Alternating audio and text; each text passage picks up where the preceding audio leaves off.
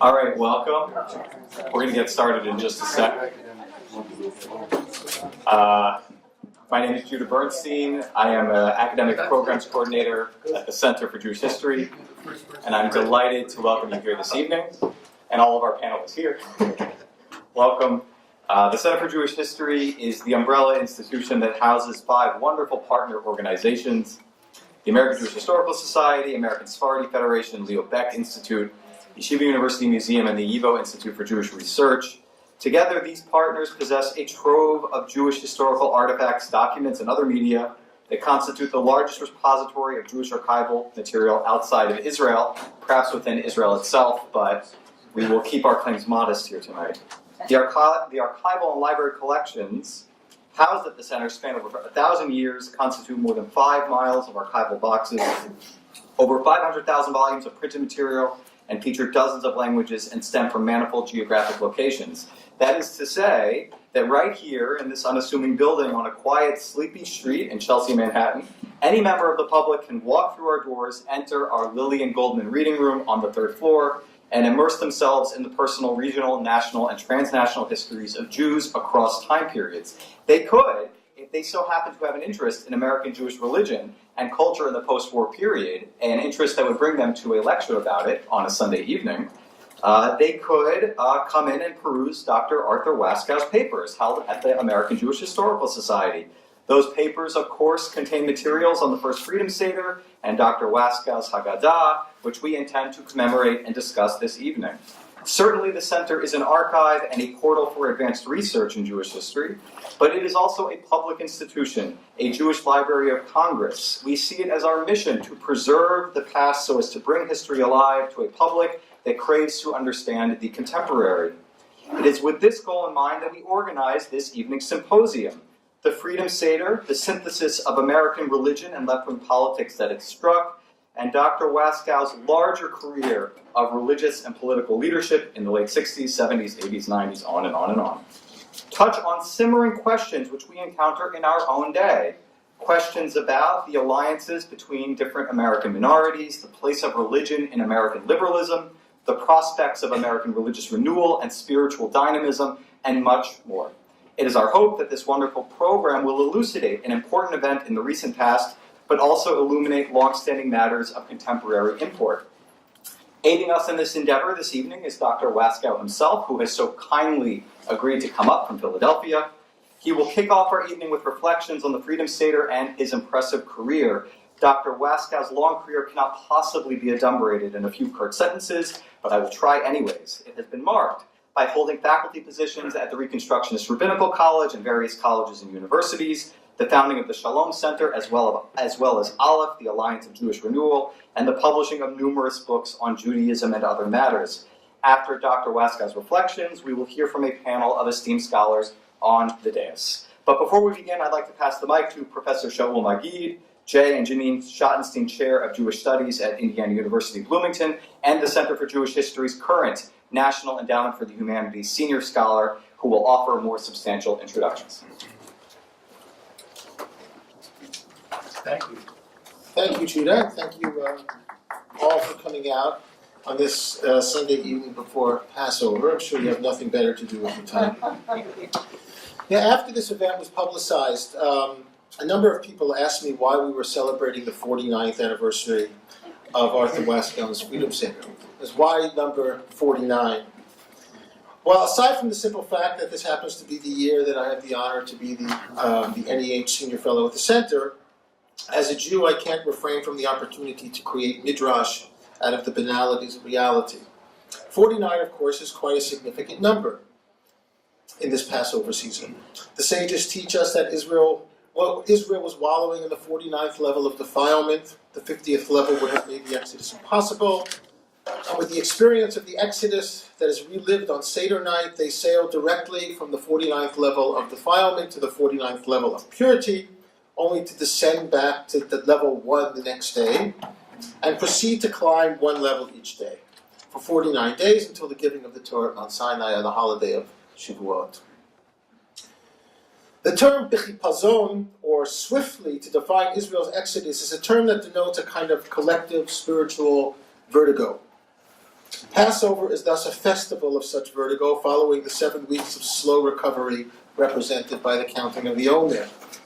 I suggest that Arthur's Freedom Seder, which we will hear a lot about this evening, was a kind of countercultural vertigo. The swift and contentious transition Arthur calls in his 1971 book, The Bush is Burning, from Jewish radical to radical Jew. When this transition began, is hard to determine. Was it Stokely Carmichael's famous speech on June 16, 1966, a date that I remember only because it was my 8th birthday, that inaugurated the Black Power movement by showing the white folks the exit, saying black liberation can only happen by black people, why don't you all go take care of your own? Or was it Yom Kippur Naive, 1967, when the newly formed Jews for Urban Justice, of which Arthur was a member, protested outside a Washington, D.C. synagogue as its congregants chanted Kol Nidre because its rabbi would not chastise a synagogue member for refusing to rent any of his properties to black people. Arthur writes that for him, the transition happened the second Freedom Seder in 1970 at Cornell University with Daniel Berrigan, the Catholic monk and radical social activist who was then hiding from the FBI, who surprisingly showed up for the Seder. In The Bush is Burning, Arthur writes as follows, and I'm quoting, "I faced the choice between the Woodstock nation and the Jewish people. And I learned that 3,500 years of struggle, of knowing that the win of freedom must be accompanied by the bitter herb, had more to teach me than the plunge into now. In that night and the few weeks that followed, I crossed the frontier from being a Jewish radical to being a committed radical Jew." We'll never know how many Israelites were reluctant to take Moses' advice to leave now. How many thought Moses was a wild-eyed radical leading them into the peril and the emptiness of the desert?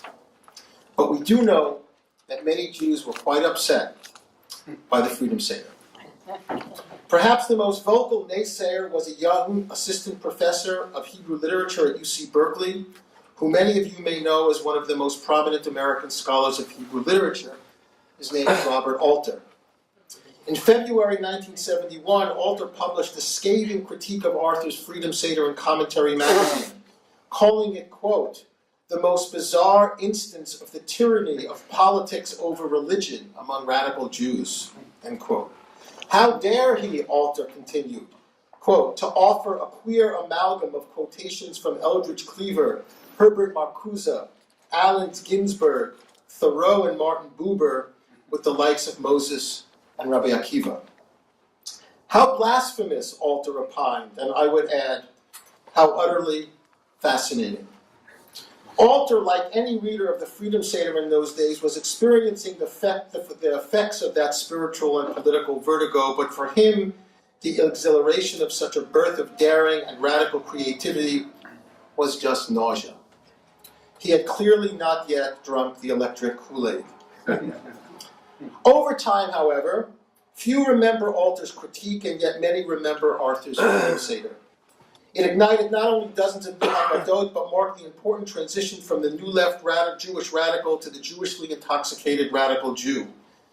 Where 49 years from that moment of courageous protest on the first anniversary of Martin Luther King's assassination in the basement of a Washington, D.C. black church with over 800 attending. That instance of radical intervention, and in those 49 years since, Judaism in America has indeed been renewed, and Arthur, often behind the scenes, continues to insert his radical politics and audacious religiosity in an ever-growing movement of conscience and consciousness. And it is time to give what I think is arguably the most important Jewish liturgical document in America in the past half-century, and certainly its author, its due. So I want to briefly introduce Arthur and then our esteemed panelists who will reflect on the Seder. Our honored guest this evening is Arthur Waskow, who was born in 1933, grew up in Baltimore, took a bachelor's degree from Johns Hopkins and a doctorate in United States history in 1963 from the University of Wisconsin at Madison. From 1959 to 1961, Arthur worked on disarmament and civil rights issues as a legislative assistant for a United States congressman. From 1961 to 1963, he was a senior fellow of the Peace Research Institute, working on issues of world disarmament and critically analyzing official approaches to nuclear deterrence and civil defense. And in 1963, Arthur joined in founding the Institute for Public Studies and was a fellow there until 1977. After the sharp turn from Jewish radical to radical Jew, Arthur began writing on Jewish matters. In 1978, he was the founding member of the National Chavurah Institute. In 1982, he joined the faculty of the Reconstructionist Rabbinical College, where he taught until 1989. In 1993, Arthur's the Shalom Center merged with Pnei Or, founded by Rabbi Zalman Schachter Shalomi, to form Aleph, the Alliance for Jewish Renewal. And Arthur continued to be a pathfinder in Aleph to this day. I could go on, but perhaps it's best to say that Arthur Waskow has been a ubiquitous force in progressive politics and religion in matters of race, gender, ecology, and social justice for the past 60 years. The growing social justice movements among Jews, environmentalism, Black Lives Matter, critique of Israel's occupation, the battle for increased internationalism and poverty relief, workers' justice, spiritual renewal, including the mixing of progressive politics and religion, all these matters and more are things that Arthur has been deeply involved with long before many of their contemporary iterations even existed. Arthur's devotion to activism on the edge has made him marginal in some circles, but that is a price he seems to have been willing to pay, for his fight for justice and freedom would go on undeterred. But as generations roll on, I am putting my money that many of those naysayers will largely fill the dustbin of history, and Arthur's contribution will live on. Every generation will need a new Freedom Seder, and they will always look back to the original for inspiration. After Arthur's remarks, I invited three panelists, Professors Hasia Dinar and Thea Butler and Susanna Heschel, to offer some remarks, and then open the floor for questions to Arthur and the panel. But I want to introduce all three of them briefly, and then we can just move more smoothly through the program. All too briefly, Professor Hasia Dinar, who will speak first, is the Paul and Sylvia Steinberg Professor of American Jewish History, Professor of Hebrew at New York University, one of the preeminent historians of the American Jewish experience. Professor Dinar is the author of many books on American Jewish history, is a Guggenheim Fellowship recipient, a member of the American Academy of Jewish Research and the Society of American Historians. Her recent book, With Remembrance and Love, American Jews and the Myth of Silence After the Holocaust in 2009, was the winner of the National Jewish Book Award. Professor Anthea Butler is Associate Professor of Religious Studies and African Studies at the University of Pennsylvania. Her research interests are religion and politics, women in religion, sexuality, African American religious history, Pentecostalism, fundamentalism, and religion in the media. She's the author of the book Women in the Church of God in Christ, Making a Sanctified World, with the University of North Carolina Press. And Thea speaks widely on issues of African Americans and politics and religion. In 2017, she was voted one of the Ebony Power 100 from Ebony Magazine, recognizing the 100 most inspiring and influential African Americans in all professions. Professor Susanna Heschel is the Eli Black Professor of Jewish Studies and Director of the Jewish Studies program at Dartmouth College.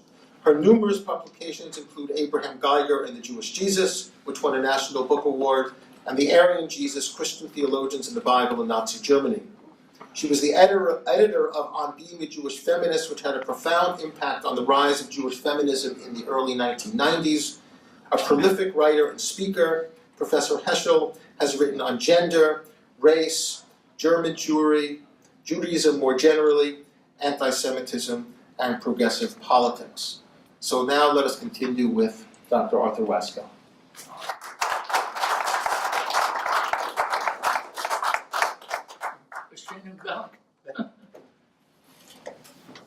Shalom. Salam. Haz. Peace. So why do I begin that way? Because I think it's important for us to remind ourselves that even if we think we're in a room where they're all Jews, or a room where they're all Christians, or all Muslims, it ain't true anymore. The world has become so close, the overlapping of our different communities so close and tense as well as intense, that I think it's important to remind ourselves that in each room, including this one, all the communities are in fact present, even if they're not physically right inside the door.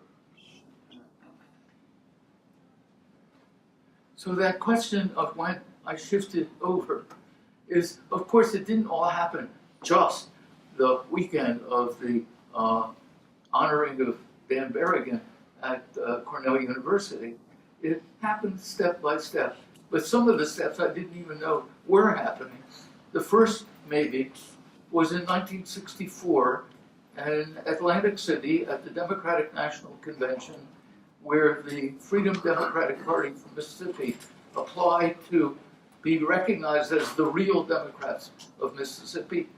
They invited me and several other people who had been legislative assistants and new members of the Credentials Committee to come to persuade the Credentials Committee to vote for the Mississippi Freedom Democratic Party.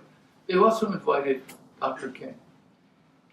He hadn't been terribly involved in Mississippi, but they thought that perhaps members of the Credentials Committee would come out.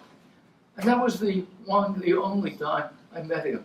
And what impressed me most was that that night, the temperature was about 105 degrees. He had a really badly twisted ankle and was hobbling with a cane. That night, he wasn't charismatic at all. And for me, that was incredibly impressive. He did the amazingly hard work of talking to these hard-bitten politicians who did not want to make trouble for Lyndon Johnson, who was bound and determined the Mississippi delegation should not be seated. They did not want to make trouble. Even a black congressman from Detroit was really frightened to oppose Lyndon Johnson. And one by one, we were able to persuade members of the Credentials Committee to come out and talk to Dr. King. And I've never seen anyone work so hard as he worked. There was no, oh, Dr. King, wow, of course, nothing like that.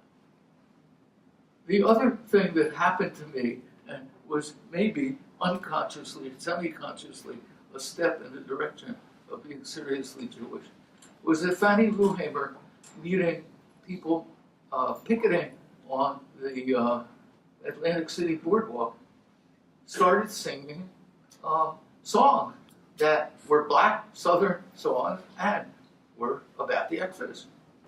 Like, go tell it on the mountain, over the hills and everywhere. Go tell it on the mountain to let my people go. Who are the people dressed in red? Let my people go. And then a midrashic line. Must be the people Bob Moses led. Let my people go. Bob Moses was the leader of SNCC, who in fact was the key organizer that made the Freedom Party possible. And he was named Moses. In fact, he got so fed up with being Moses that he changed his last name to his mother's maiden name and sort of went in the closet about being Moses because people were treating him like he was Moses and he didn't want to be treated that way. But that said something to me about this connection. So I said, not any conscious transformation, but sort of sat there. But the moment, the real moment, I think, was, and that's for me the reason that this year is so powerful, it was the week between the murder of Martin Luther King and the first night of Pesach. On March the 31st, 1968, when Lyndon Johnson announced that, well, after all, the Vietnam War seemed to be a mistake, he wasn't going to run again for president, and he was going to send Averell Harriman to Paris to talk to people who the day before had not existed, the government of Vietnam and the revolutionary forces in South Vietnam. On that day, if you'd asked me who I was, I would have said, I'm a vigorous activist against the war and for civil rights. And if somebody had said, oh, and what about being a Jew? I would have said, oh, yeah, with that kind of a shrug. The only Jewish practice I kept as a grown-up was the Pesach Seder, because it was about freedom and justice. That was a good thing. And in my family growing up, that was taken seriously, and I took it seriously. Then, 4 or 5 days after King's speech, the shortest era of good feelings in American history, Dr. King was killed. And the next day, April 5th, Black Washington and Black everywhere rose up. And by nightfall, President Johnson, who had begged the Black community to stay nonviolent, did not, you might imagine, say, well, I get it. I'm committed to nonviolence. Let's end the Vietnam War right now. He didn't do anything like that. What did he do? He sent the army to occupy the capital city of the United States. And they did. And I mean occupy. They took over schools. They took over those traffic circles. Because you could put a machine gun in a traffic circle and command 6 streets simultaneously. And he imposed the curfew on D.C. In theory, the curfew applied to everybody. But in fact, the cops didn't care if white people were on the streets. Thousands of blacks were arrested with the only charge being they violated the curfew. Some of us who were white and had been involved in anti-war and civil rights action put together a network to get food, medical supplies, doctors, lawyers into the black community.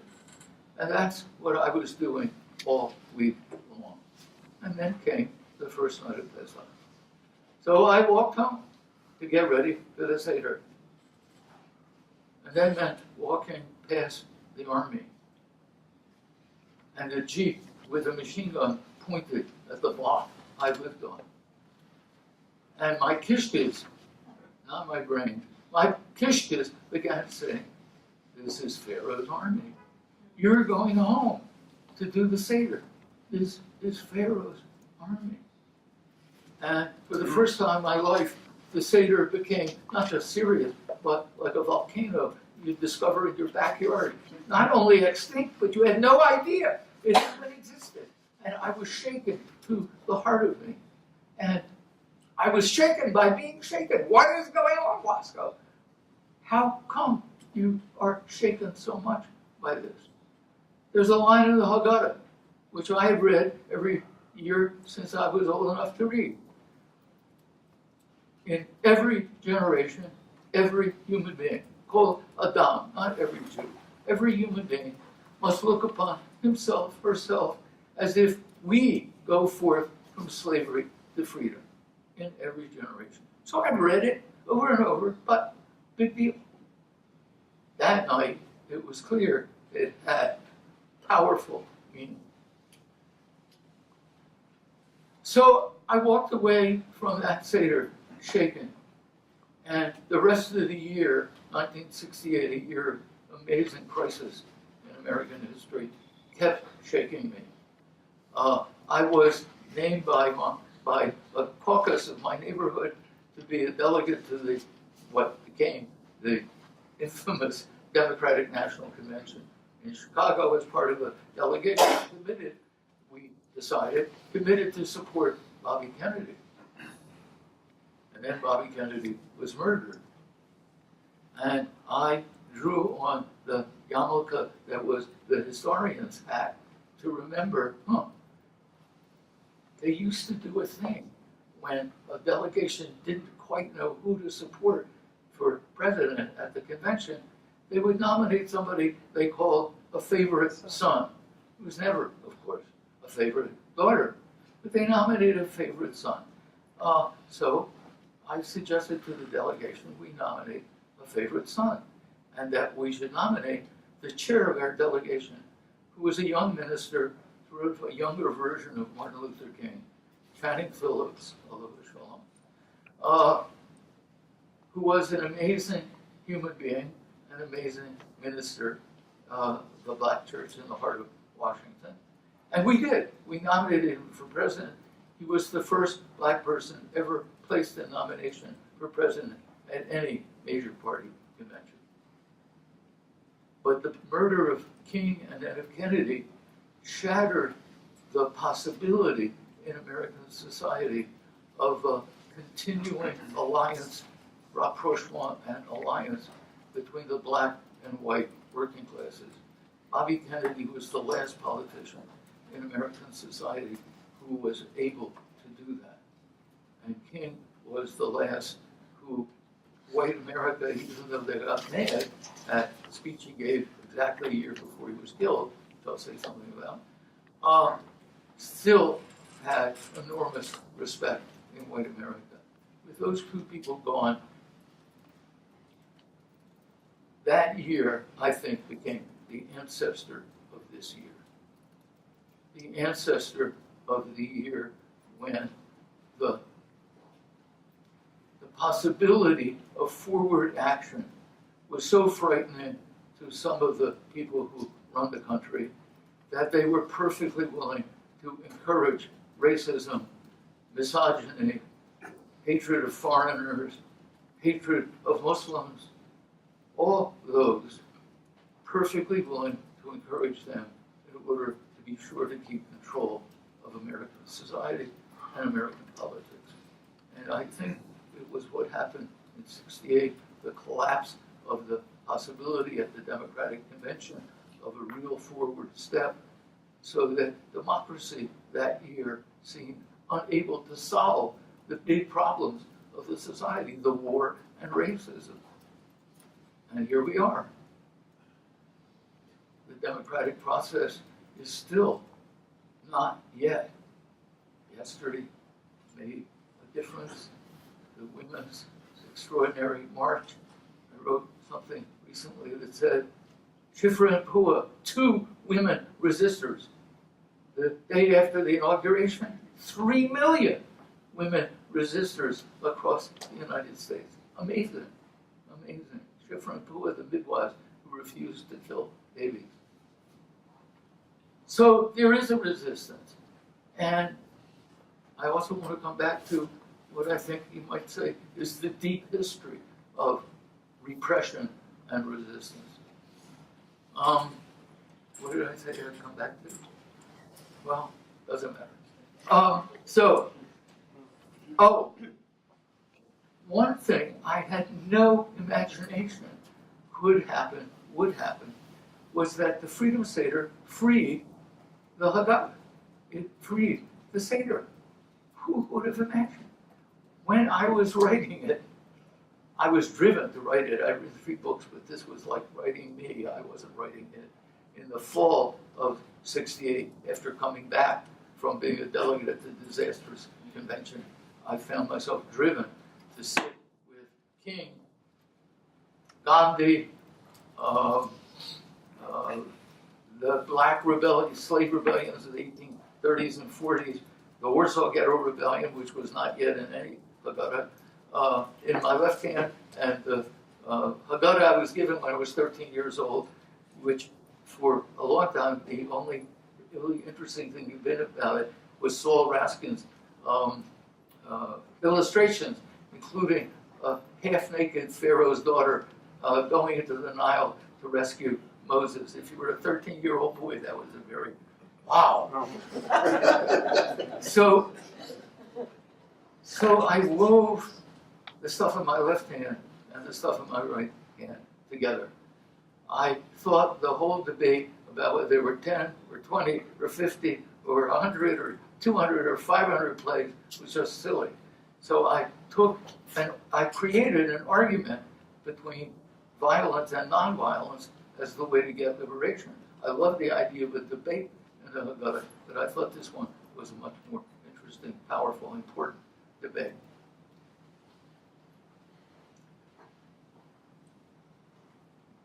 When I had finished the first draft, thinking about the people who had said to me, I guess I didn't say that exactly, right? Half the people I started calling up my friends when I would write a paragraph. I had never done anything like that. But I would call them up and say, listen, and I would read, and half of them said, that's amazing, that's wonderful.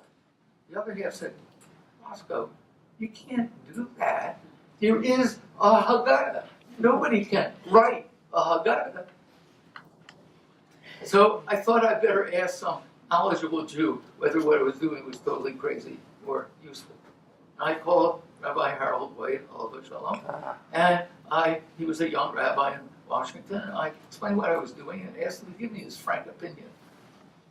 So he said, well, sounds interesting, send it to me. So he called me up several days later. He said, Waskow, I love it. It's such an activist midrash on the Haggadah. I wonder whether you happen to know the rabbinic ancient midrash that God wouldn't split the Red Sea until one activist had walked in up to his nose ready to drown. And I said, what's a midrash? And instead of saying, so who needs to talk to an Amharit, an ignoramus like you? He said, oh, let me share the midrash with you. And he did. And that, the combination of the politics and the almost joke that you could take a 3,000-year-old text, give it a twirl, and it would come out somewhere new. That appealed to me intellectually so powerfully, along with the politics that that was it. I mean, so even before 1970, that was it for me. Okay, so the Seder did happen. 800 people did come. It was carried on National Canadian Broadcasting Corporation video. It was broadcast live by WBAI in New York City. It was amazing, and it was amazing that people other than me found it amazing. So that began my journey. 1970 was certainly a step as I thought that it was more powerful to eat matzah than to smoke dope. That was the choice. That was the choice between the Jewish people and the Woodstock Nation. And then 1971, I think one of the crucial next steps was that one of my troublemakers, Mike Tabor, said, Arthur, I can't figure out who we are.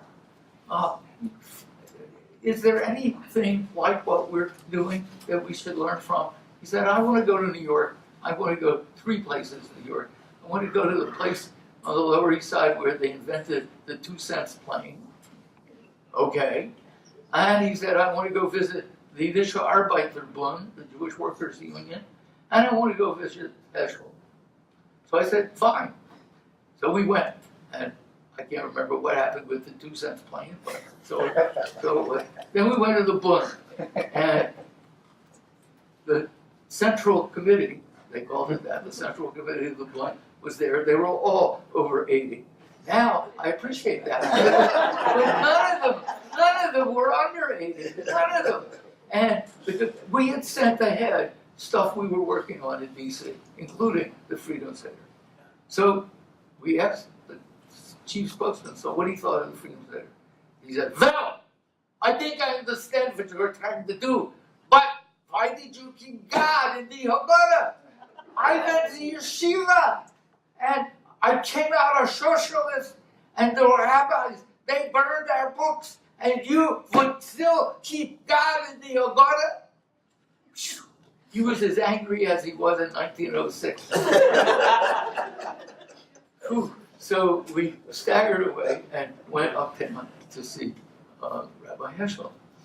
And the first thing he said was, so you're not seeing only me, surely in New York, who else? So we sent him one and told him what had happened.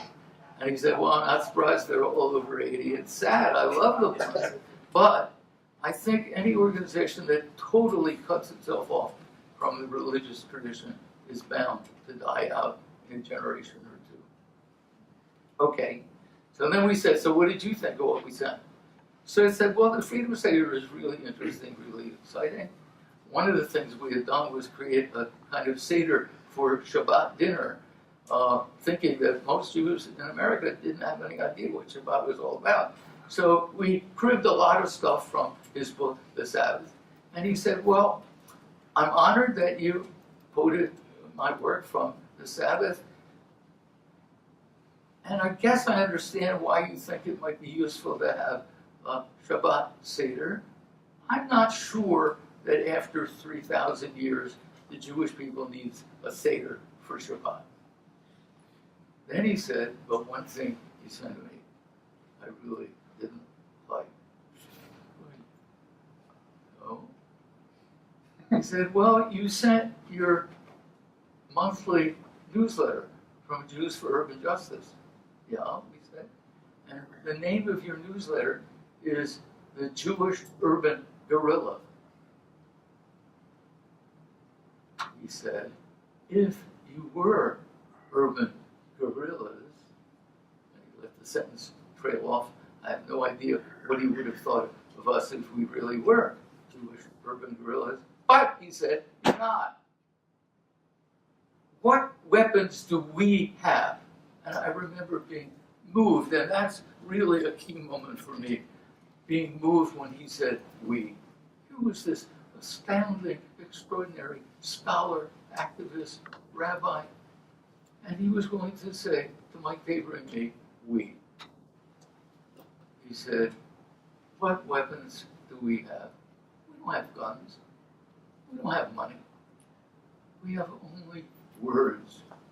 And we must use our words with as much precision as people who shoot guns aim their guns. And he said, you're not urban guerrillas. So we went back home, we changed the name to something totally boring. But it was a really powerful lesson. And both ends of that conversation, and the we, even though the we was embodying a rebuke, the we spoke to me. I think that was a crossover moment. I want to say now just one more thing, I think, before. So I said, this year is the 50th birthday of Martin Luther King. We did the first Freedom Seder on his first birthday. And we learned what his speech beyond Vietnam at Riverside Church, which was given at April 4th, 1967, exactly 1 year before he was killed. And maybe some people think that speech was his death warrant. He raised the radical, the line that has stuck with me ever since I learned it, and the line that actually begins the Seder I spent the last, in some ways, year and a half working toward, in the last 6 months, writing. He said, America is haunted by three giant triplets: racism, militarism, and materialism. And that was a radical critique of American society. It was not just, I've got the dream when everybody will be nice across racial lines to each other. It was a profound critique of American society, dangerous enough that it may well have been the reason that he was killed. So April 4th, 67, April 4th, 68, and April 4th, 69 became for me like another birthday, a day of my own transformation.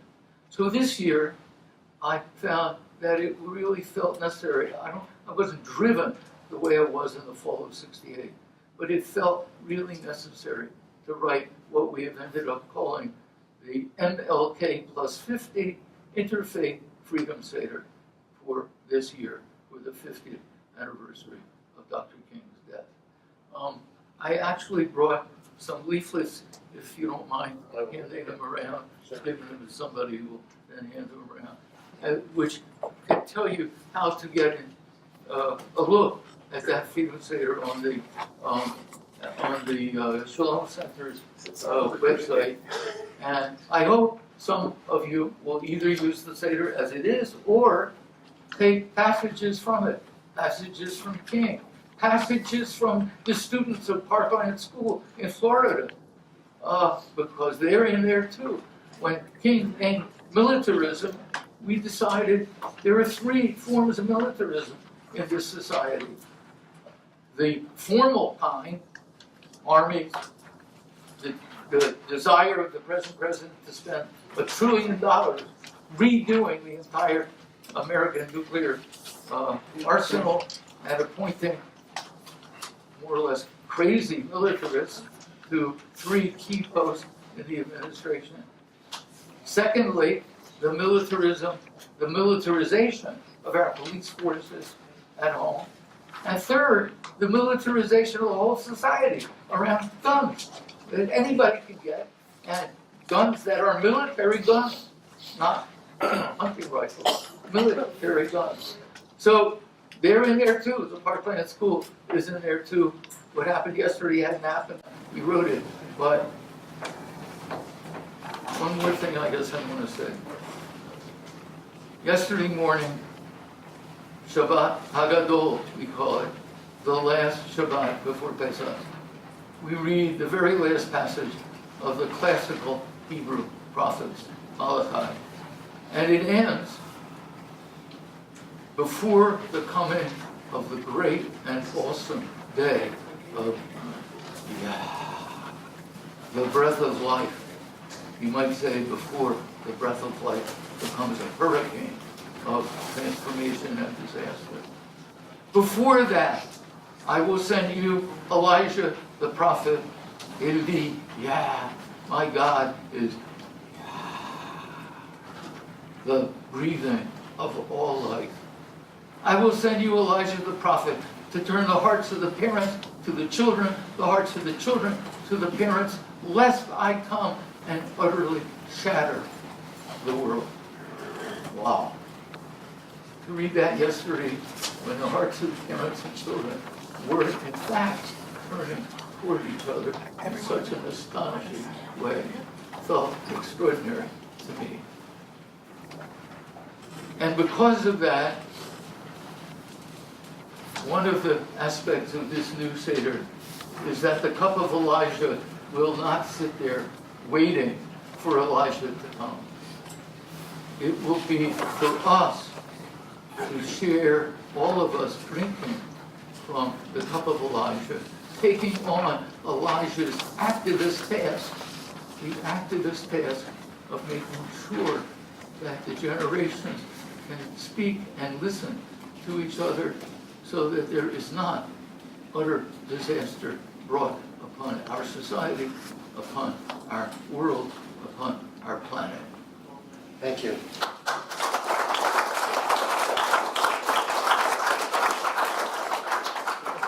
Okay, well, it's a very tough act to follow, since I'm sort of trying to put some kind of academic analysis on this and historical analysis. So please forgive if it's not even remotely as lyrical, passionate, intense, and obviously personal. So anniversaries, whether we think of them as silver or gold or diamond, I don't know what 49 would be in that chart of what material goes with which anniversary, although I'm going to take the word 49 to be the same as 50. I'm not a quantitative historian, so 49 is good enough to be 50. Are fitting moments to take stock of events and texts in their times, and then to think about what came after, that is their legacy. We understand the contingent nature of documents, and we want to look for their impact. So I want to start by saying that the Freedom Seder and what it represented would have been an appropriate text to focus on at its 50th anniversary, no matter what was going on around it, just because it was really a very important text in and of itself. It represented a crucial moment in American and American Jewish history, that time of the late 1960s, an era when so much, with a nod to the Nigerian writer Chinua Achebe, fell apart. Document about falling apart. That was a moment when a new generation, for the most part, although not exclusively, born during and after World War II with Depression-era parents, emerged on the scene and hit the bedrock of the establishment institutions like something of a tidal wave, challenging those who held the reins of authority, lobbing them with questions like, why are you doing what you do? Why do you insist on respectability as opposed to passion? Why do you venerate consensus over justice? Why do you seek to compromise with evil? Is it because you, in fact, are a beneficiary of evil? Are your attempts to be part of a corrupt society, one built on racism, unjust wars, imperialism, class inequity, enough justification to just go with the flow? So before I return to this, again, I think this would have been a terrific program no matter what, but I want to note that that the Freedom Seder and its legacy would be worth analysis more than an afternoon or evening, whatever we're in, on their own terms, no matter what was taking on around us. But it is particularly salient right now. Yesterday we saw the streets of our nation taken over by young people, once again, asking some of those exact same questions articulated in particular terms of right now. So to the American Jewish world, with its particular political agenda and its modus vivendi, is being challenged by engaged young people who, like the authors and users of the Freedom Seder, not only are taking them to task for what they are doing, and here is what I see the essence of the Freedom Seder, doing so in a deeply engaged, passionate, Jewish terms. The essence of the Freedom Seder and the rhetoric and actions of today's young Jewish activists, we see a serious and profound respect for the themes and texts of Jewish life, but in a kind of throwing those themes and texts back to the establishment. I don't think anybody uses that word now, but it was certainly the word of that period. Shining that the movers and shakers and doers and runners of the institutions, shining them not just for their actions, but shining them because, as both the Freedom Seder and today's young activists declare, their actions violate Jewish values. Okay. Whether we accept or can agree on what is something called what Jewish values are, and I have those in quote marks, is not the point.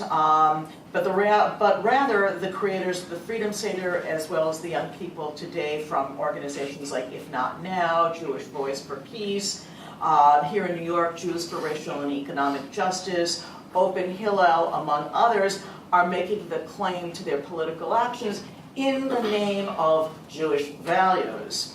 What these groups like the Freedom Seder did in its time was to castigate business as usual, the approach of American Jewish politics for its misplaced priorities. In the case of the Freedom Seder, in its generational setting, it was a derision of respectability and accommodation to the goals of the larger American system. In the case of today's young people, I think, and I have to say only think because it's still with us, we don't know how this is going to work itself out, we don't have any historic distance to evaluate it, it is the communal apparatus's overriding concern for Israel as it is in preserving Jewish privilege in a society in which privilege is tantamount to accommodation with evil. So business as usual, the Freedom Seder, like the Jewish counterculture around it, and the young people today predict will lead to disaster. As they castigate the leadership of the institutions for violating the true meaning of Jewishness and of Judaism. So again, what we are doing is quite fitting for this time in history, both retrospectively looking back at that very singular of times, the late 1960s, but doing so in the context of our own era. The challenge of the Freedom Seder in that text, and obviously I didn't know how you wrote it, what was going on, but what's between the covers of that book were outrageous. Okay, they were antagonizing. They had that, and we use that Hebrew Yiddish term dafka, in order to get people mad to the modus vivendi of the post-war American Judaism. It involved an invocation or assertion that we, the dissident young people, are better Jews than the establishmentarian Jewish adults.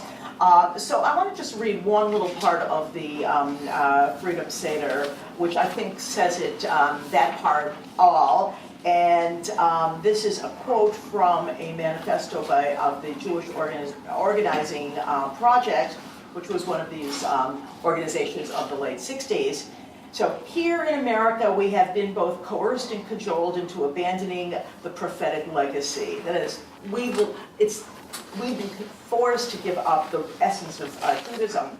The American lifestyle tries to remake us in one dimension, bureaucratic, program, technological, flat. Our people have been frightened into allowing themselves to be purchased, and they have been purchased at such affluent prices, and they have forgotten to be angry. For the sake of a mess of pottage, they have abandoned their birthright in the prophets and the covenant. They must stop collaborating. Jewish businessmen must not buy grapes from farmers who exploit their hired laborers.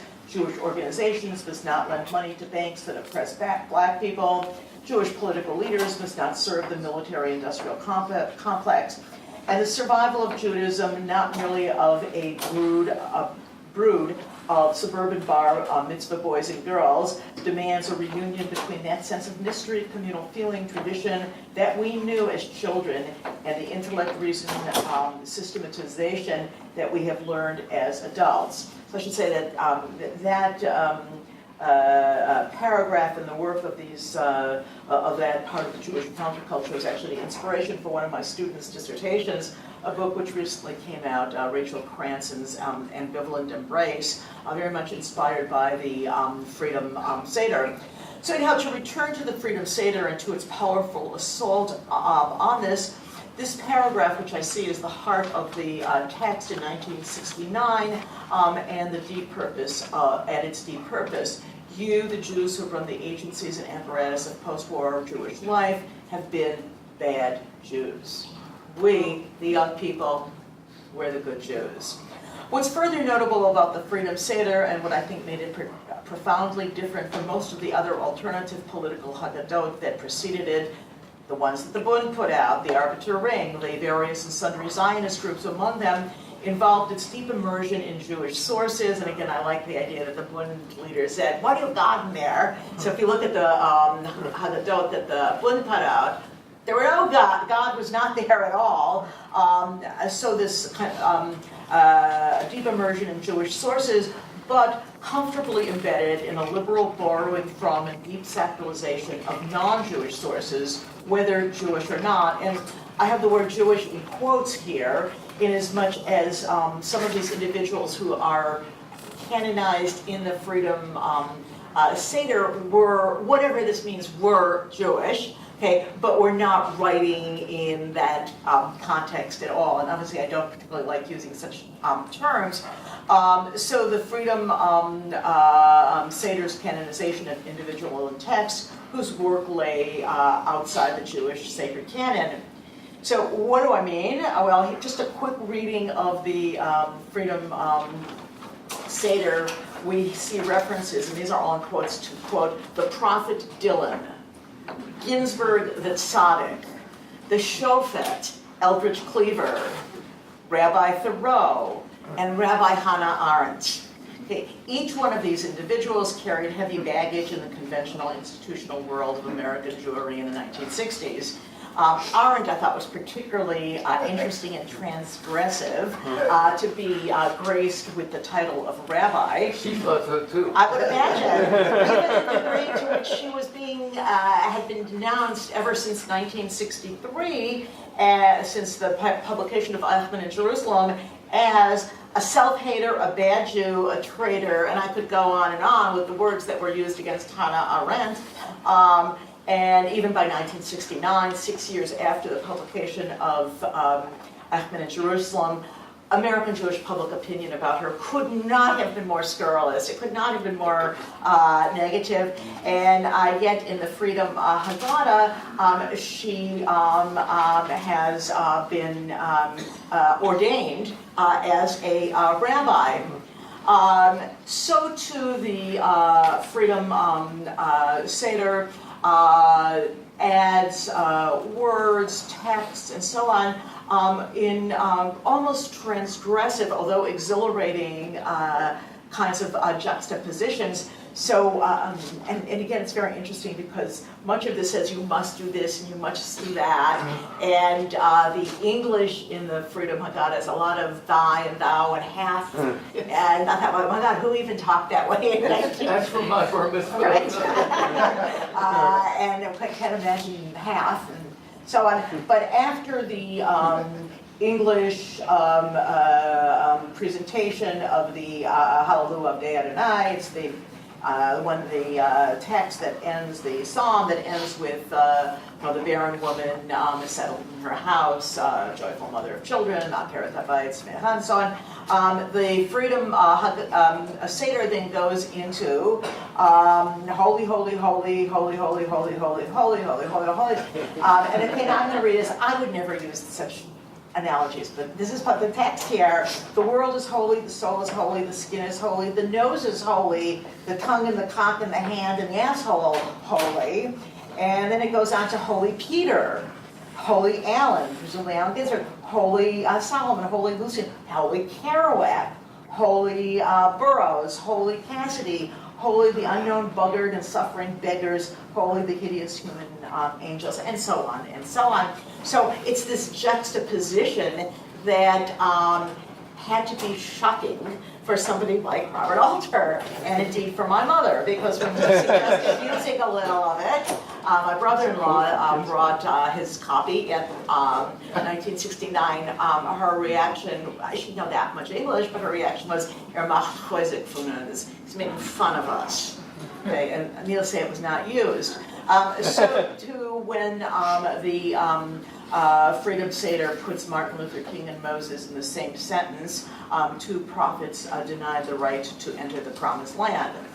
So the kind of language, the juxtaposing, these juxtapositions, the use of non-Jewish texts, of non-Jewish, non-sacred figures, kind of having them, having the Shofet Eldridge Cleaver somehow follow Rabban Gamliel, makes the Freedom Seder and the challenge hurled by the late 1960s new and very different than other Haggadot that were previously published. So I wanted to say something about 2 minutes, because I don't think I have more time than that, about earlier Haggadot that were experimental.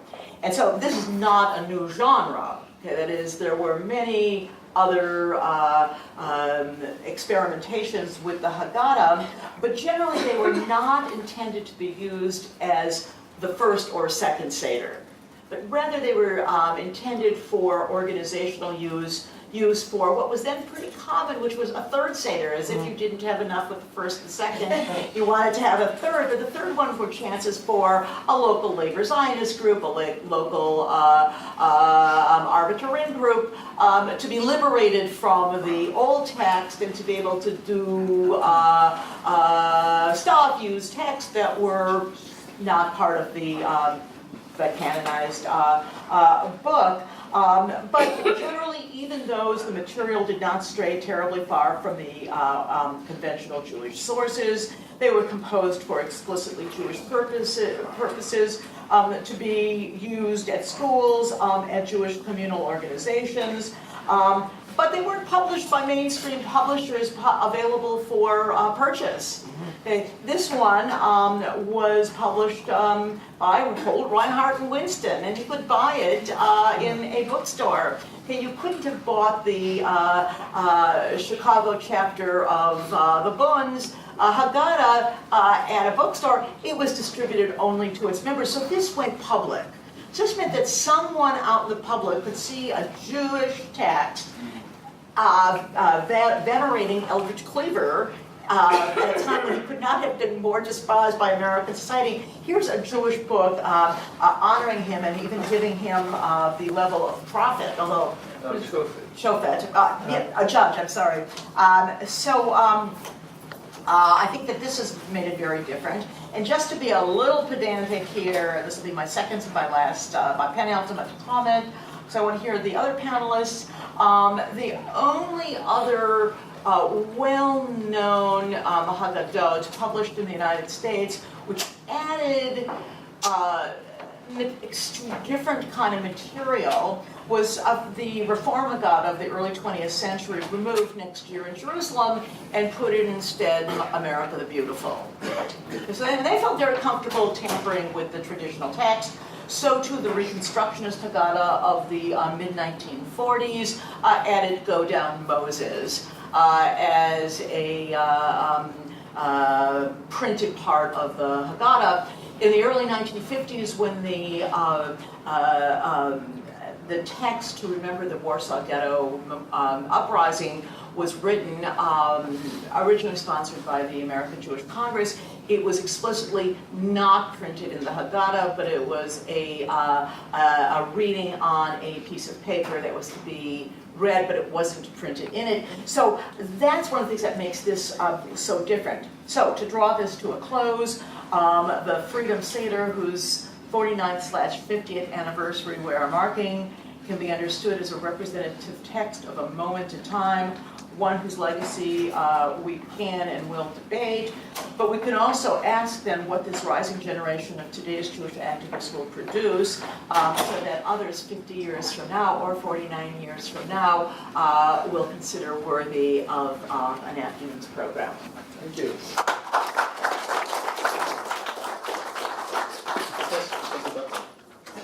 I just want to thank Arthur, first of all, because it's always, for me, as a person who teaches this every other year, usually, when I teach my religion and civil rights class, to be really awed by two things. One, that you met King and you had all these experiences, and then secondarily, that generation is going away.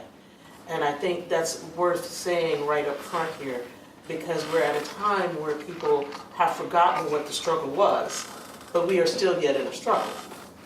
And that struggle is before us. And so when I was asked to do this panel, I had to start to think about what would my contribution be to this, because I knew a couple of things. I might be the only black woman here. I am. And that second, and that's not a bad thing, that's actually a good thing in this way. It's something I think about a lot because this Freedom Seder represented a moment to me when I was preparing for this. If you go on YouTube, there's about an 8.5, 9-minute clip of the Seder that you can watch. Okay, if you just put in Freedom Seder, it's in black and white. And what struck me was that this many people could come together a year after King had died to do this Seder, a Seder that many black people had not even been a part of, and most of those probably were Baptists and others, right, that were there, the church AMEs and others, if I'm remembering this correctly. And that would have been a moment for them to be introduced to something that they had never been introduced to before. It was a moment for them to sit down and break bread with people and not just march in a church, march out on the streets. Because all by then, things had burned down, the DNC had happened, RNC had happened, Nixon had been elected, people were being still sent off to war, and this was a dire time. When you think about 68 as being a bad time, the 69 is not that better either. Because you've got Richard Nixon, and you have a whole history. And this is the beginning of black purging, declaring a manifesto to say the kinds of things that they don't want to do. You have the Black Panthers, you have the beginning disintegration of SNCC and all these other organizations that are there.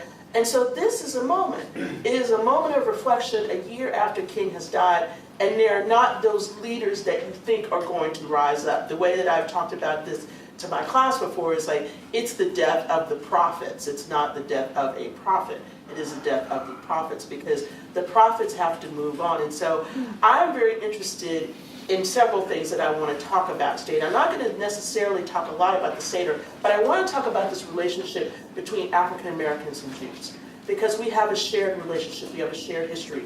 It was very moving to me to hear Go Down Moses during that Seder, because that is a spiritual. It is a black spiritual. African Americans share that story of the Exodus because of slavery. And so the kind of relationship that African Americans had with Jews during the civil rights movement does not exist in that same way today. And I always ask my students at the end of the class, why do you think this is so? Why are we separate? Why are we not coming together over the things that we should come together over right now? And I think that there's some things that have happened, and so I want to just talk about those briefly, and we can go into this in the question and answer period. The first thing I think that happened in the years since '68 is something that I talk about that happened in the African American movement, the movement from prophetic narrative to a prosperity narrative. That narrative of prosperity that happened in post-'68 when people began to go through, you said the word respectability, which I thought was very apt. Both African Americans and Jews have long been about a process of respectability in America because the white Anglo-Saxon Protestant thing told us that we needed to be respectable. We were not respectable people.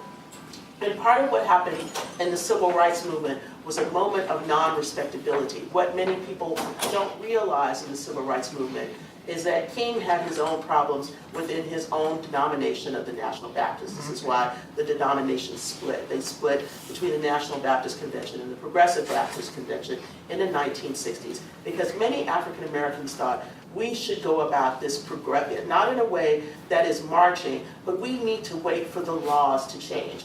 This is something that was gradualism was the word of the day. And so the kinds of things that King did mirrored, that really pushed back against what many African Americans wanted, was a gradual way to think about how do we do the civil rights movement. So the moment that King dies, some of this gradualism comes back full force. That gradualism pushes people away in two ways. One, it says, let us go back to our communities, let us begin to rebuild on our own, let us begin to do these other things, let us go after prosperity instead of continuing to push this prophetic narrative. That is number one.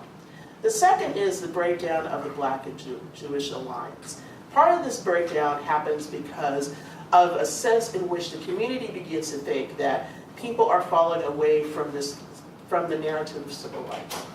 And that was very troubling to some of the Black leaders in the community. But the second thing that people don't really realize is that this is an organized breakup. An organization of the breakup is the FBI.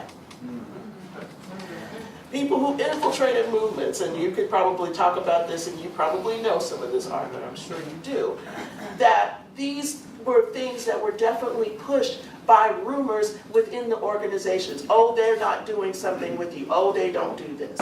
Oh, they haven't done that. You can see this in the FBI redacted records about King, where they're pushing people who are different people in the movement. There's other records that are out there from various Black leadership that were dealing with Jewish leaders during the time period, where they are actively trying to separate people. And so this separation begins. The third piece of this, which I think is a more interesting piece, and I want to spend a little time to talk about this because I might be one of the few people who can talk to you about this, is the sense in which the mythos about Jews has affected both you and African Americans in different ways. Part of this mythos is about how anti-Semitism gets set up and how that is read in the African American community. If we think back to the 1960s and the kinds of things that were said by the Nation of Islam, those things happened because they're reading the same kind of anti-Jewish materials that whites are reading. They are reading the Protocols of the Elder Zion. They are reading the same sorts of things all the time. And so this narrative that begins is the narrative that you hear from Farrakhan right now. I want you to understand what I'm saying very clearly here. What I'm saying to you is that the crap you hear, and I will call it crap, from Farrakhan and everything else, this comes out of the same stream. This is not anti-Black, anti-Nation of Islam stuff against Jews. This is the same stream from white supremacy and whites who are into anti-Semitism. They are reading the same materials. The same materials are flooding back and forth. So these lies that have infected part of the African American community since the Civil Rights Movement are the same things that happened back in the 30s and earlier. All of these materials have been read. All of these materials continue to be recycled. And so what we are dealing with today is some of the same old stuff repackaged in a different way. It's repackaged in such a way that it is still used to drive wedges between communities that should have a natural affinity for each other. Communities that should be working together because we have similar issues. Now, what does this have to do with the Freedom Seder? A lot.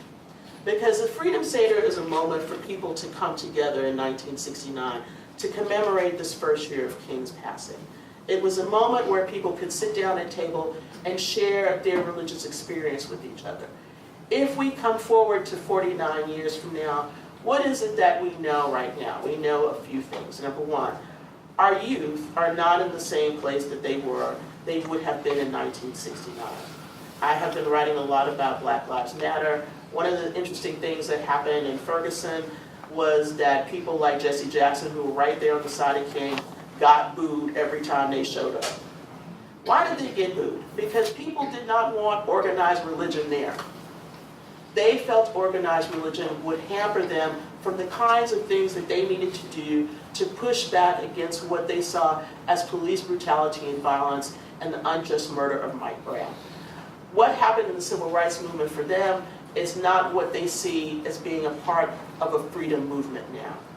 And so if we're going to understand how we move forward, and I'm interested in talking not just about the history, but about how we move forward, one of the things that has to happen is to realize the youth of today are not dealing with the same kinds of religious constructs that people would have been dealing with in 1968 or 69. They are not in the same place about religion. This is a generation that are going into the nuns. They don't want religion, or they feel that they're spiritual, they're not religious. I just had a text with one of my former Jewish students who was texting me to find out when I was coming to something. And I said, well, where are you going to go Pesach this week? What are you going to do? He's like, I'm not going. And I said, why aren't you going? I said, I'm about to go talk about Seder. What are you talking about? Why am I not going? And I feel like a Jewish mother sometimes. And he said to me, he's like, I just don't feel this anymore. I don't know what to do with this anymore. That is the generation we're dealing with. We're dealing with this generation on both sides. And so when I look at it, when I look at the Freedom Seder, I think this is a moment that something that came out of immense pain and struggle and the burning of American cities. We have seen the militarization of American cities for the last 4 or 5 years now, every time you saw Black Lives Matter came out. You notice there were no tanks out on Saturday. Okay? There are no tanks out on Saturday, even though this was about the NRA and everything else. They figure, okay, we're going to let this go because this is mostly white people and we don't have to worry about it. Okay, it's not militarized. But we have to start to think about the ways in which these injustices are the same injustices of the civil rights movement. They are not any different. If I had to say this, and all due respect, Arthur, you worked really hard, and I hate to say that what you worked for is being all torn apart right now. It's being destroyed, and it's being destroyed by a big-time pharaoh. Okay? We don't have to call that pharaoh's name, but he is a pharaoh. And that pharaoh is not letting any of us go. He's not going to let any of us go. And that pharaoh will maybe be coming to an interesting end. But it might happen tonight on 60 Minutes. So thank you for coming and not listening to 60 Minutes tonight. But it is to say that there will always be pharaohs. There are always pharaohs that we all have to deal with. And in thinking about the Seder, what stuck out to me was the fact that you had reconstructed something. You took something that everybody knew in the community and made it fresh. And we have to do that same thing today. I thought about who would we call out in the Seder today? What names would we call out? Would we call out the names of the Parkland kids? Would we call out the names of people who've been working with Black Lives Matter? Would we call out the name, even though she has passed, of Erica Gardner or her father? Whose names would we put in that Seder today because of the things that have happened with us? And so I'm left with thinking about a couple of things. I just want to throw it as a question to you. Is number one, is there a moment that we actually can come together right now in this nation with all the anti-Semitism, with all the Christian nationalism that is happening, with this way in which something that's white Anglo-Saxon Protestantism is being valorized in such a way that has surpassed almost any time we've been in. We've always dealt with these things, but we're dealing with them in a new, fresh, and very dangerous way. That's number one. And the second thing is there any use for us to talk about an Exodus narrative now? I think about how much the Exodus narrative has been a moment for African Americans to think about how far they've come. But what happens when you feel like you're about to drown in the Red Sea right now? What happens when you feel like you're at the tail end of the people who were supposed to be going through the Red Sea and the water starts to close up. Because the water is closing up over a lot of people. And I wonder how we deal with that today. So to close, I would just say, first of all, thank you for your work. Secondarily, we're not done. We are not done. I didn't come here to preach, and I don't really do that very much. But I think that we cannot look at this moment that we're in and not think that it is a moment of peril. The armies are chasing us. Are we going to get through this time? Or are we going to stand on the banks and die? That is the question. That is the fundamental question before us this Passover season. Thank you.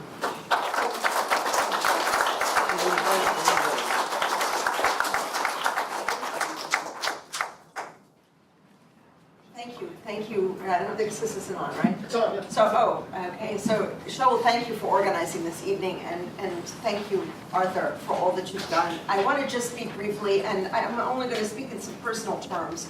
I had the wonderful experience of living in the West Mount area in the 1980s, and Arthur was there. Arthur and got married to Phyllis at a beautiful wedding. Zalman was there.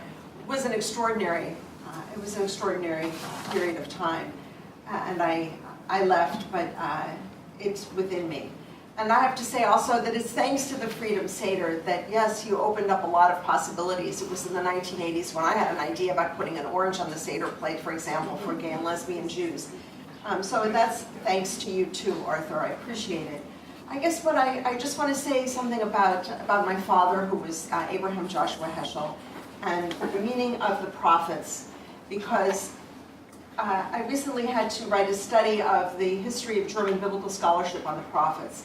The Protestant scholars in Germany mocked the prophets. And by the way, Ernst Trout once asked me, we have to talk because what he said in December 1915 was outrageous. So let's talk, David, about that.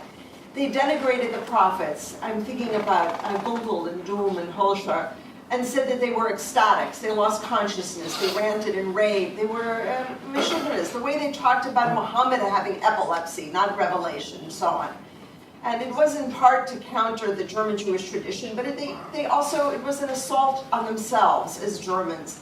They made the prophets inaccessible to German society as a possibility, as a resource to speak out against racism, against social injustice, against anti-Semitism. They destroyed the prophetic tradition for German society, for the German Christian society. That was overturned by my father's book on the prophets. That book, which was originally his doctoral dissertation in Berlin, which he finished in December of 1932, came out in English in this country in early 1960s. And it was a book of great inspiration, I know, to people in the civil rights movement. They've told me how they carried it with them when they went to prison, for example. I think that what that book inaugurated, but together with the civil rights movement, was an era for us in the United States as Christians and Jews, as African Americans, as Jewish Americans, an era of prophecy. And Arthur, you exemplify that. I want to say that if my father gave the civil rights movement his book on the prophets and a new way of thinking about the prophets who gave voice to the silent agony of people, the prophets who denounced callousness, the prophets, my father says, the prophets were called hysterical. If we call them hysterical, what term do we use for the people who were indifferent? We don't even have that term because we don't care. The callousness that the prophets raged against. So that was my father's gift, but at the same time there was a gift from the civil rights movement, and I think that was a gift also to Arthur and to the Freedom Seder. And I would say this, my father used to say there were so many young Jews who were involved in the civil rights movement, but they went as secular Jews, as left-wing Jews.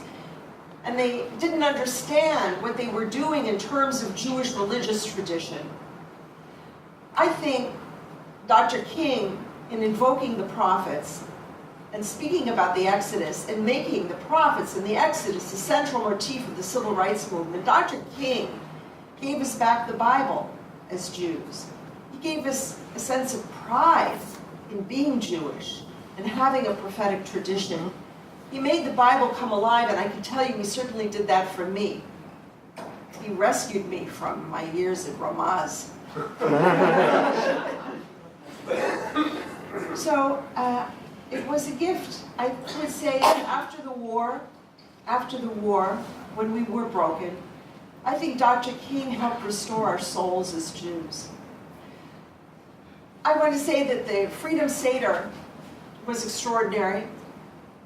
We had just a kind of mini version in my home growing up. My father invited colleagues from the anti-war movement to our Seder. There were Dan Berrigan and Phil Berrigan and William Sloan Coffin and John Bennett and so many of the other leaders who were involved, Christian leaders in the anti-war movement.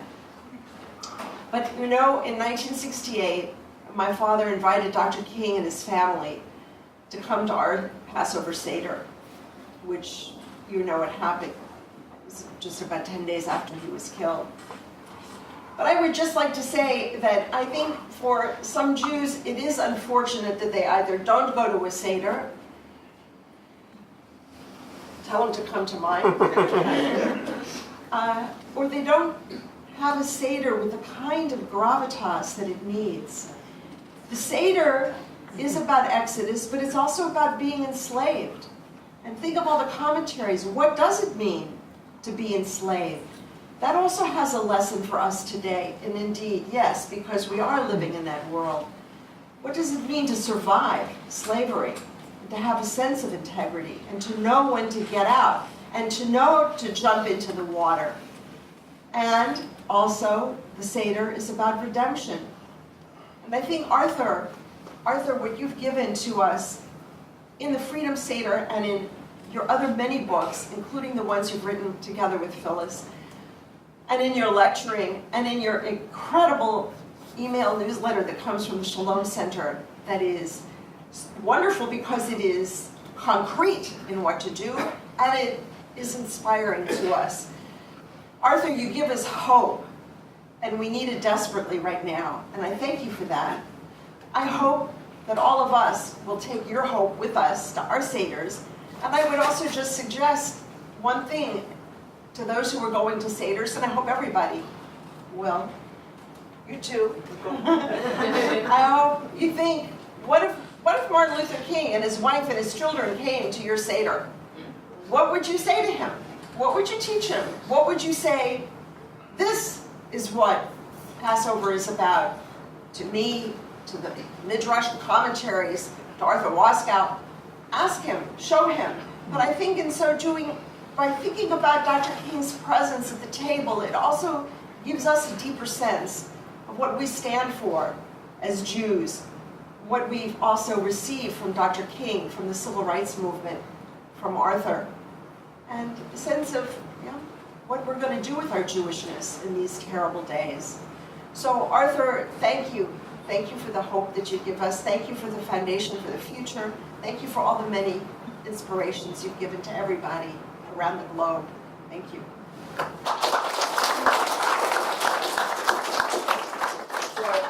I want to, I'm going to stand for this. I want to open up the floor for questions to Arthur or to the panelists. If you can please raise your hand, and I'll motion to you if you can please make your question a question and also make it succinct and tell us who you're directing it towards. Yes, please. Hi. I guess I'm directing this first to Arthur and then perhaps Alice wants to answer.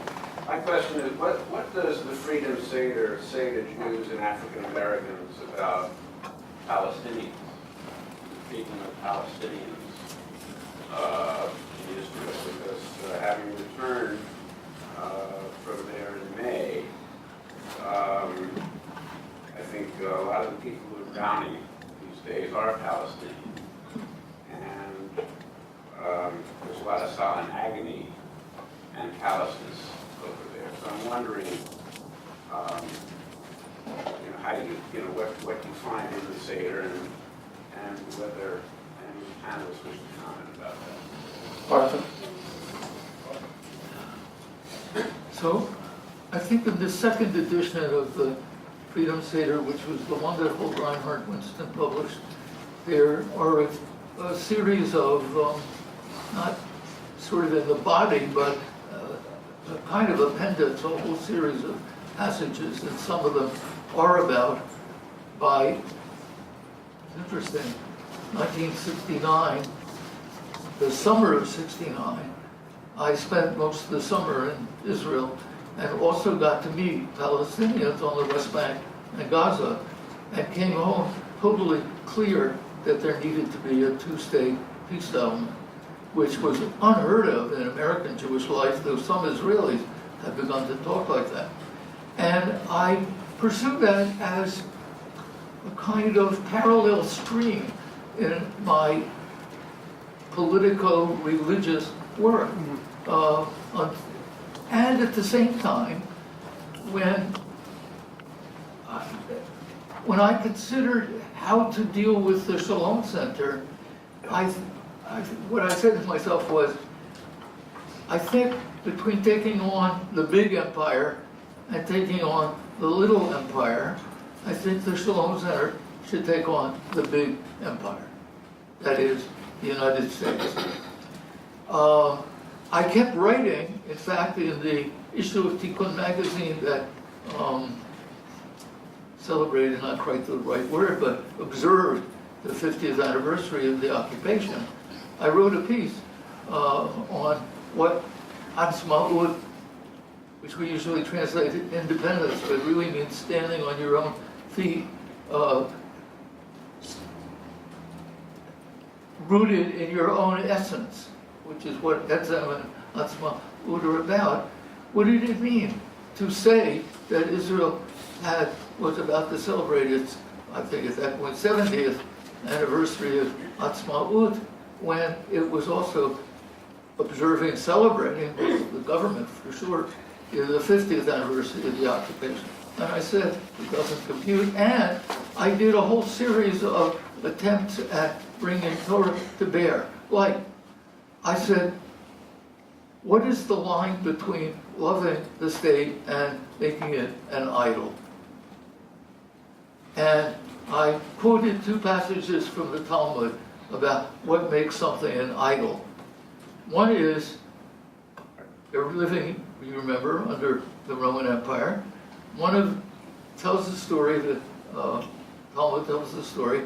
Jew goes to a rabbi and says, I just bought a house from a Roman. It's a wonderful house. It's got a wonderful pool. And at the end of the pool, there's a statue of a naked lady. And I'm really worried it might be Venus, in which case I guess it's an idol. Do I have to tear it down and destroy it? The rabbi says, well, it depends. If the statue was built to make the pool still more beautiful, it's a statue. If the pool was put there to venerate the statue, it's an idol. And the second story from the Talmud was this. The rabbis decided to go hunt for the Yetzer Hara for idolatry, the evil impulse for idolatry. They thought if they could find it, they could kill it, and then idolatry would end. So they hunted, and they hunted, and they hunted, and they hunted, and they finally found it in the Holy of Holies in the temple.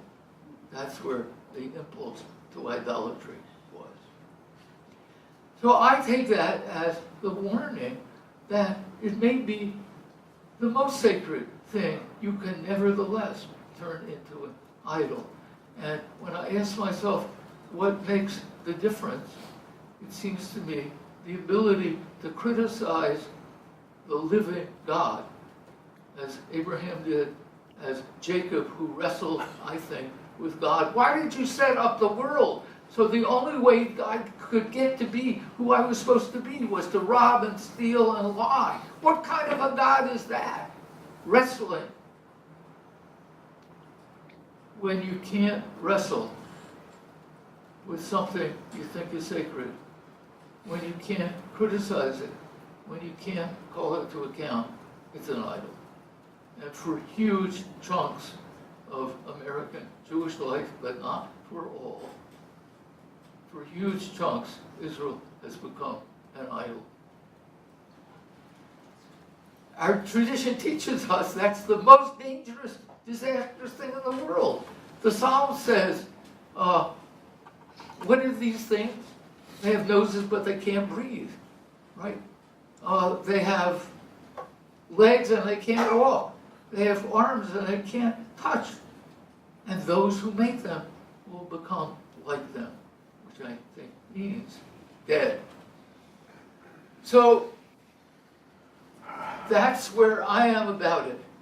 The Seder, I focused on the new one even. I mean, that began happening to me in '69 after the Freedom Seder had actually been done. And some of it I was able to get into the second edition. The new Seder, MLK plus 50 Seder, doesn't try to deal with it. It seemed to me that dealing with the pharaohs of Washington, of the corporations, I mean, I talk about the carbon pharaohs who not only kill human beings, but are bringing plagues upon the earth. Disastrous plagues that are also killing human beings. So I thought focusing on that.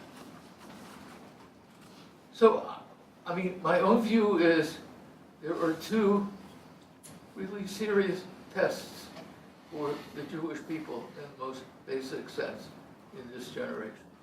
One is to treat Israel not as an idol, as if it could be, and has to be remade to be a creative center for Jewish thought, culture, action. Such a center could not possibly expel people who are looking for asylum from African nations. Not possibly. The Torah says if somebody comes to you fleeing his master, a slave, a runaway slave, comes to you, then you must let him live wherever he wants within your gates. You must not maltreat him. How could a people that sees itself as a band of runaway slaves act any differently from that? Well, the present government of the State of Israel absolutely does act like that, about Palestinians, about asylum seekers. So that's my, if you're asking literally about the Haggadah for the MLK plus 50 Freedom Seder, no. If you're asking about my writing, my speaking, etc., yes. Thank you. Do any of the other any other panelists want I just want to read a portion from the old Seder, from the '69 version. For the struggles of for freedom that remain will be more strange and difficult than any we have met so far. And I think that really sets the line for this. There's a part where you say, if we were to end a single genocide, but not to stop the other wars that are killing men and women as we sit here, it would not be sufficient. So perhaps this is the part where it's not sufficient. It's not sufficient not to do for Palestinians. It's not sufficient for the African refugees who are about to be put out of Israel right now. It's a terrible situation. And I could say more, but I prefer to stop here and just say that probably should be part of the Seder. I just want to say that, it's a very plastic institution or practice, and people, families, individuals, add readings, invocations of the Palestinian situation as they want, and there are organizations and institutions that produce literature that are available for people to use. So this is a product of its moment in time, but would we be able to find out how many American Jewish homes this year will have readings about Palestinians? That would be really interesting to find out, but those kinds of texts are being produced, and they're out there and they're available, and people are free to use them as it moves them. Thank you. Yeah, there's something, a meta comment I want to make about this whole discussion, not this discussion, but the meaning of the Seder. The key transgression was it was not just a Jewish story. There had been Haggadah, which talked radically, but they were all within the Jewish framework. This deliberately violated that barrier, that boundary. And that's what made trouble. I mean, the conservative movement then, not Heschel and not Wolf Kelman, but the conservative movement thought it was terrible because it broke the boundary.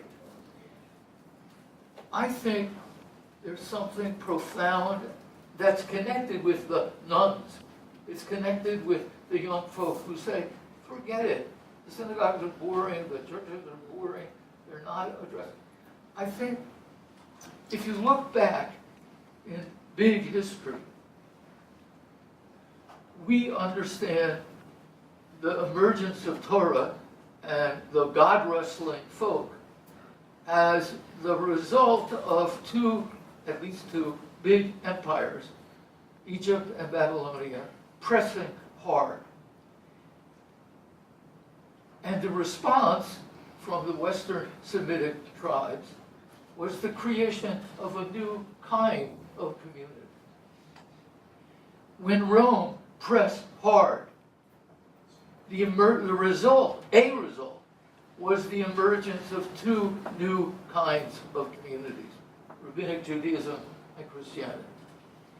I think that modernity, in its super technocratic, super imposition, super subjugating mode, is now playing the role that Rome and Egypt and Babylonia did play. And the result is 150 years ago, interfaith in any of our traditions was heresy. And Heschel was condemned for daring to go to Rome, to the Vatican, to talk to those folks during the Second Vatican Council. How dare you? You're corrupting Judaism by even talking to these disgusting people. So interfaith itself is already the development, the beginnings of the development of some new kind of spiritual community. And I think the young people who are saying, that stuff, it doesn't work. I've seen with those young people what happens when something different happens.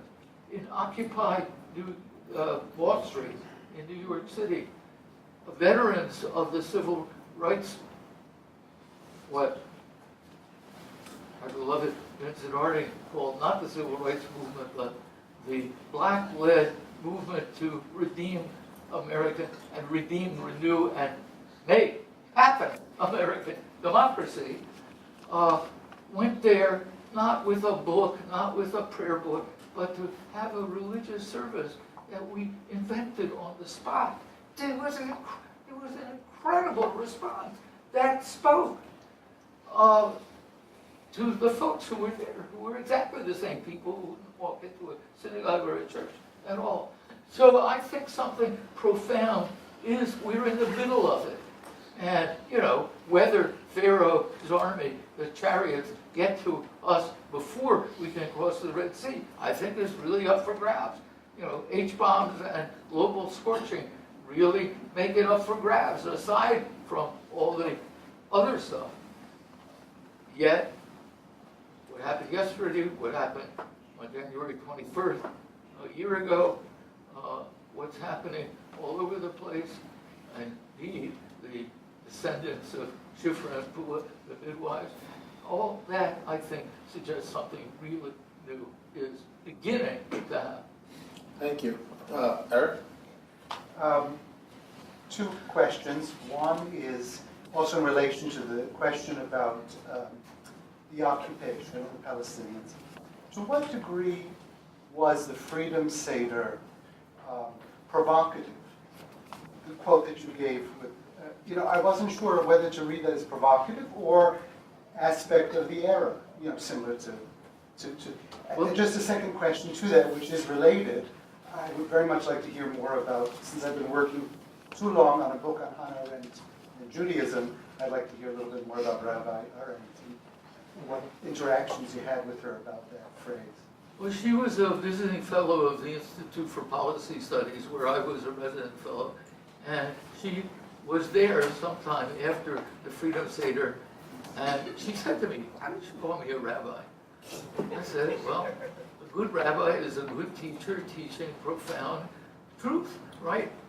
She said, like just about like that. I mean, like, oh, well, I sort of understand, but she didn't really want to identify as a rabbi, even the best imaginable version.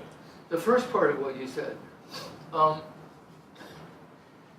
I still bump into people who say, when I read, "Holy, holy, holy are the cocks of the grandfathers of Kansas," my father or my grandfather said, "What did you just say in my Seder?"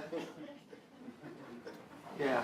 So, Cleaver and Ginsburg were the two impossible to, if you were over 35, impossible to digest. And the Cleaver stuff is great. I mean, he says the West has oppressed the Jews as well. I mean, it's not like he's being anti-Semitic at all. but one could say it's all great, so it's not just those parts. But the sort of juxtaposition, or your question, was it provocative, but was it just the era?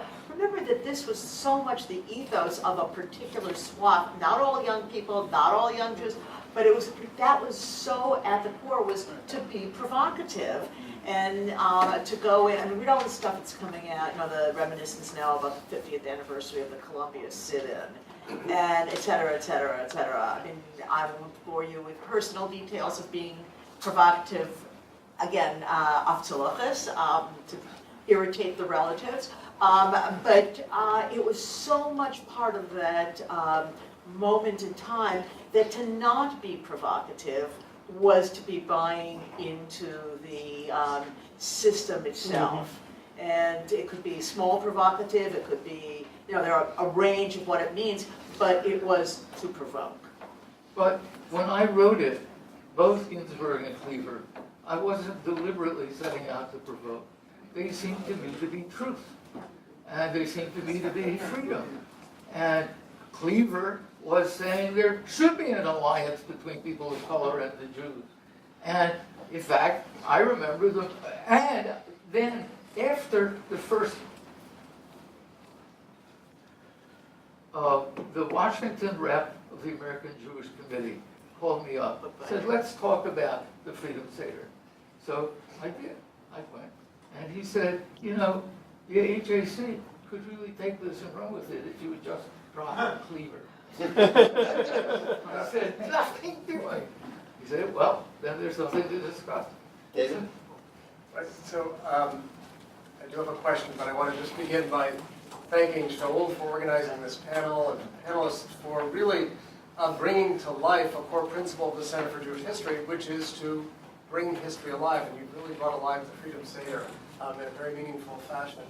The question really issues from a couple of things that Anthea said, and then one more data point from yesterday. So you said that you responded to the student or the young person who wasn't going to go to the Seder. That person said, sort of enough of religion. Enough of this. And then you also reminded us that Ferguson, Reverend Jackson wasn't welcome.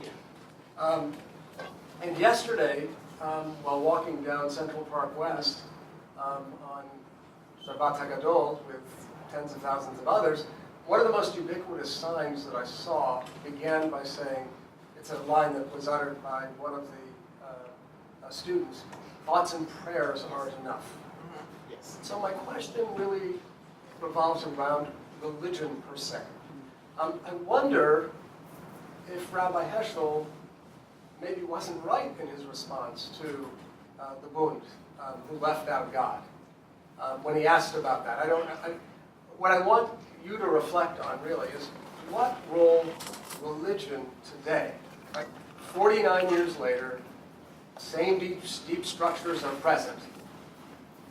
Some has changed and some hasn't changed. What for you is personally meaningful about religion? Is it mitzvot? Is that the Kli Kodesh, the holy vessel to transport us to systematic change? Is it emunah? Is it faith? Or is it just the dialectic of wrestling with God, which you could do with, a conversation partner. Like, what is it about religion, or is religion, and I say this as a believer, is religion the problem or an obstacle rather than a liberating agent? Back to your friends at the booth. So for me, there are two quotations, both from Rabbi Heschel, that are for me the guiding lights of the life I try to live. One of them is pretty famous, right? Often, people get it wrong, but what he said when he came back from Selma was, I felt as if my legs were praying. That's one of them. The other one is in an essay on prayer that Susanna included in the great anthology, where this essay on prayer is lyrical, mystical. There's a line something like, prayer is the song the universe sings to itself. And then he says, and prayer is meaningless unless it is subversive. Unless it topples pyramids of callousness and cruelty and so on. I try to keep both those pieces in mind. Constant energy to do the work I do. I try to shape public events. I mean, he didn't think any old demonstration was prayer that his legs were praying, but something happened at Selma that made it be that way. And I have been trying, and sometimes succeeding, to shape a way of, in fact, Jews and Christians and Muslims together. Before Holy Week and Passover a couple of years ago, we did a whole action pointed at the Koch Theater, David Koch's theater, up on Lincoln Center, right? Where we gathered in a shul nearby, and we had subversive prayer inside the shul, and then we took street theater to the theater, to his theater nearby, the theater named for him nearby. We took street theater with Pharaoh, with Carbon Pharaoh, with Mother Earth. We took that into the streets. So we both had, you might say, subversive prayer in something like the traditional notion of a bunch of people sitting together, Christians and Jews, not so conventional, in a shul, in fact, a synagogue, and then took it onto the streets in a prayerful, troublemaking way, still subversive. And so that's for me. And I've been giving, courses in all kinds of places called prayer, because prayer that makes the earth really matter. What kind of prayer can make the earth really matter? I did this with a bunch of young people at the Ruach HaAretz gathering, a week-long gathering of mostly Jews, and I said, so let's figure out, but you all figure out how to celebrate what we were focusing on. I think Tu B'Av, some midsummer joyful festival after 6 days after the disastrous festival of Tisha B'Av, and they invented something extraordinary. For the Amidah, we went outside and asked people to find a tree. There was a whole grove, to find a tree and pray with the tree, not to a tree, but to listen to the tree's prayer. What were the trees praying? And then they came back and told us all the different prayers that the trees had. That was, well, so that's, for me, that's real. The other thing is, I can't abide Melech HaOlam, King of the world, Lord Adonai, I can't abide it. I shouldn't say I can't abide it. I tell people I think it's totally wrong. And I also say, for God's sake, if that's the way you get in touch with God, better you should get in touch with God in your way than just to do what I'm suggesting you do.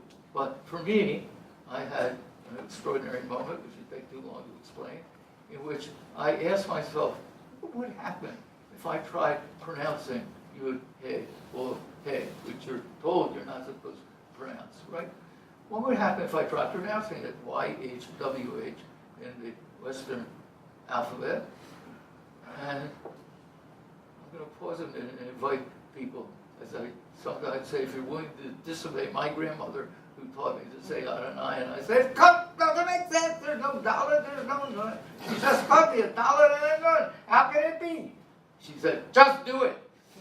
So for, like 45 years or so of my life, 50 years, I just did it. So if you're willing to disobey my grandmother and 2,000 years worth of rabbis, try pronouncing YHWH with no vowels. It's not Yahweh. It's not Yehovah. No vowels.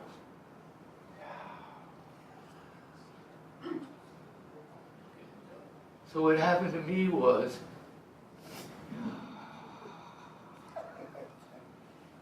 just breathing. And I thought, now that makes good sense. At least one of the real names of the real God shouldn't be in Hebrew or Greek or Latin or Swahili or English or Russian, but in all of them. And the only thing that is in all of them is just breathing. So I think the rule really is there's no way to pronounce it. People don't think breathing is pronouncing anything. The second thing that happened to me was, oh, it's not just human languages. The trees breathe.